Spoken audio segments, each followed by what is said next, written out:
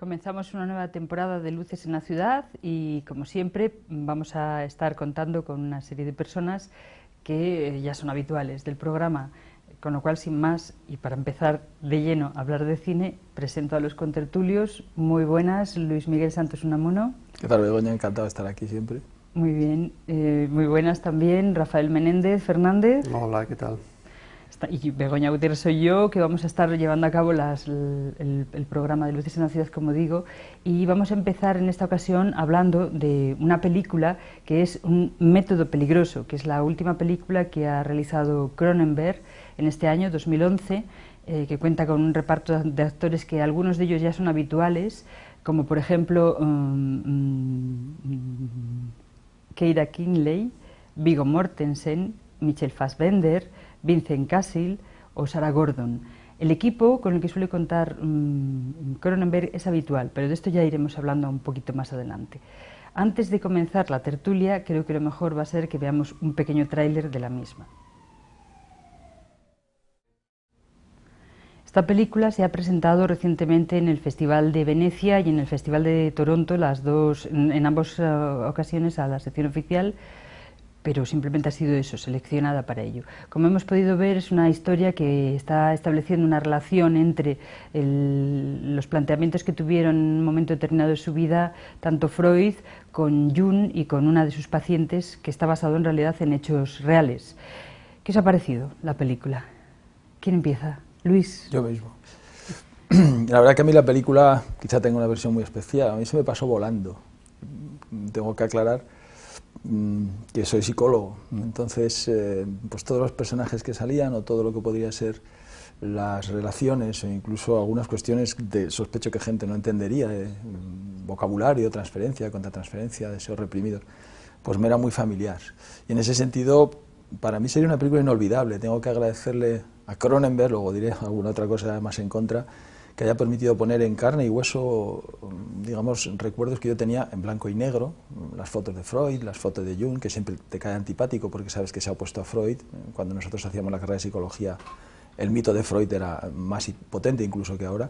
Entonces, en ese sentido, para mí la película, ya digo, inolvidable, pone cara, incluso escenarios, Viena, puedes ver el galvanómetro, el método de las asociaciones de palabras del que has estudiado. Y esa parte me invadía tanto y estaba tan deseoso de ver qué iba sucediendo que me parece que es para mí lo mejor de la película, que yo la disfruté. Luego a lo mejor comentaría algunas cosas que me gustaran menos. Si acaso debería decirse que es una película que podría defraudar la gente que se entera que en el cine pone una película de Cronenberg y va a verla pensando que va a ser una película de Cronenberg, y yo creo que rompiendo su estilo, como pudo hacer Scorsese en La Edad de la Inocencia, pues es un Cronenberg pasado por Visconti, que ha abandonado la sangre y sobre todo esa maravillosa escenografía de acero inoxidable de Inseparables para pasar a toda una delicada toma de humos de cigarro y de figuritas pequeñas y de casi olores en la película y texturas. Muy bien. Sí, luego establecemos un pequeño diálogo, si os parece. Rafa, ¿a ti qué te ha parecido? Yo creo que es una película que es muy recomendable para todo tipo de público, aunque no sean psicólogos, ¿no? Yo que no soy psicólogo, aunque tengo un primo psicoanalista, tengo, pues, de la película me ha quedado una impresión de algo visualmente muy atractivo, que no suele pasar en este tipo de películas. Sí que recuerda un poco a lo que ha hecho Woody Allen, ¿no?, en su última película, en ese intento de recrear unos personajes y que sean creíbles. Y yo creo que lo consigue, recrear esa atmósfera y que el espectador se pueda meter ahí de una forma natural. Yo creo que, por tanto, pues una película bastante apreciable. Bueno, pues yo tengo que disentir con vosotros, como siempre tiene que haber una voz contraria, ¿no? A mí me pareció un juego de niños, me interesa muchísimo todo lo que son las teorías de Freud, las teorías de Jung y las de Lacan, que aparece más tarde, pero no en este momento, y me pareció que centraba la trama narrativa, voy un poco al cine más que al trasfondo de la historia. La trama narrativa se plantea desde lo que es lo de siempre, transgredir los límites. Un paciente, un profesional no puede establecer una relación personal con un paciente. Entonces me parece que todo lo estructuran en torno a esa línea que si salta la línea, que si no la salta, y la relación que se establece entre ellos es como, no me das tu caramelo, yo no te doy el mío. Entonces no me gustó nada en ese sentido porque me pareció que era completamente una visión infantil y muy sesgada. Y luego, por supuesto, la interpretación de ella me pareció completamente excesiva hasta extremos de la tortura. Me molestó profundamente desde que empezó la película, y esa exageración no sé, creo que se pueden demostrar las cosas de otra manera. Sí es cierto que Cronenberg ha evolucionado en todo su cine, que luego hablaremos si os parece de ello, pero tiende hacia ese drama psicológico, el thriller psicológico en el que el exceso le viene de la mano de la interpretación de esos extremos, creo, ¿no? Que creo que es por donde va ahora. Quita el cine gore que empezó a hacer hacia lo que es el exceso, me pareció a mí. No me gustó, me pareció muy pesada, se me hizo lentísima, a diferencia de ti, Luis. Yo quisiera aclarar que yo tengo esa sensación que te he comentado, pero creo que soy capaz de ponerme en el lugar del otro. Es decir, yo estoy casi seguro que el resto de la sala que vio la película conmigo, entre ellos mi acompañante, que yo le había dicho cómo era Cronenberg y que íbamos a ver, tipo Crash, y yo ya comiendo palomitas me imaginaba que estarían aterrados y aburridísimos, como luego efectivamente constaté. Yo he dicho que la película me gustaba a mí, pero no estoy tan seguro que pudiera entrar en el juego de otra gente, porque para mí el juego más interesante, y estoy contigo, era el que se producía entre Jung y Freud, porque yo sabía que iban a acabar rompiendo, sabía que Jung era una figura casi tan alta como Freud, pero hablaba de lo que fue el inconsciente colectivo, otra serie de cosas. Sí, y la relación con ella no me interesaba tanto. Lo puntúan solo todo el tema de lo que es el abismo de la muerte, que es lo que aporta Jung precisamente a las teorías del consciente y del inconsciente de Freud, lo apuntan simplemente. El método, pues porque tú conoces el tema, pero no lo vemos, simplemente te dan una serie de palabras y tú relacionas, no te haces idea de cuál es el método de Freud. Cuando interpreta los sueños quizá, ¿no? Pero creo que quedan todas esas partes y quizá eran las que yo pretendía ver, esbozadas. Ahí vendría mi crítica, después de Rafa. Quizás en el lenguaje cinematográfico también tiene sus limitaciones. Y el lenguaje cinematográfico normalmente no permite ir muy en profundidad a los temas. Puede sugerirlos.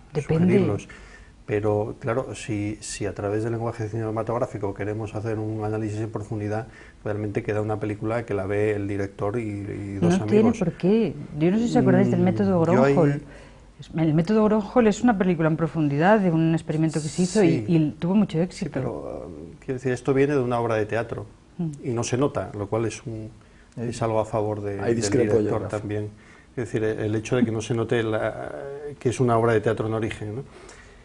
Y sin embargo sí incorpora los escenarios reales, por ejemplo Viena, ¿no?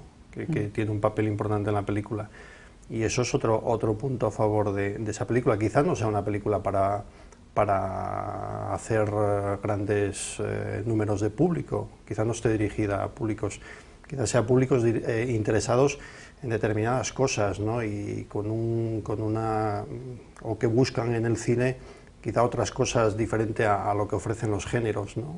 O el lenguaje asociado a los géneros, que es lo que predomina hoy en día. La película nos habla de cosas de la realidad, ¿no? Y cosas muy interesantes, por ejemplo, la relación entre maestro y discípulo, que yo creo que por ahí se podía haber seguido mucho, ¿no? O lo que puede aportar la ciencia y las limitaciones de la ciencia. Quiero decir que la película trata pues, un montón de temas que son del máximo interés para la vida real, no para el cine o no para los directores de culto, ¿no? Afortunadamente esta no es una película no es una película de director, afortunadamente. Está cambiada, yo creo que ahí está la clave. Vamos, a mí la película me gustaba mucho, yo creo que es Cronenberg, claro, la capacidad para meterte en ella en la primera escena, en la cual estás en el hospital, directamente. Me gustaba que no tiene tiempos muertos, no tiene esas escenas que a mí me aburren cuando van a un baile y tienes que tener 2 o 3 minutos para justificar el presupuesto. La primera escena está haciendo el método de la palabra que ellos utilizan con la actriz. Tengo que aclarar, si ves las fotos de esos años, está perfectamente vestida ella y tiene todos esos rasgos deformes de la histeria que se valoraban como desde el punto de vista, digo, ¿habrán elegido a esta actriz porque es capaz de poner los hombros y los codos tan atrás por lo delgada que está? Sí. Porque efectivamente lo que hace con la boca, esa deformación de la mandíbula, era lo que llama, pero es que está quizás sobreactuada, pero realmente las fotos cuando ves de histéricas tienen esas posturas tan extrañas y deformes, ¿no? Pero a mí esa es la clave, lo que decía Rafa. Es una película que si en vez de Cronenberg tendría que haberse visto en el canal Historia de la tele, porque realmente va contando lo de en 1905, 1900 no sé qué, la entrevista. Para mí es muy teatral, creo que se nota demasiado, y en realidad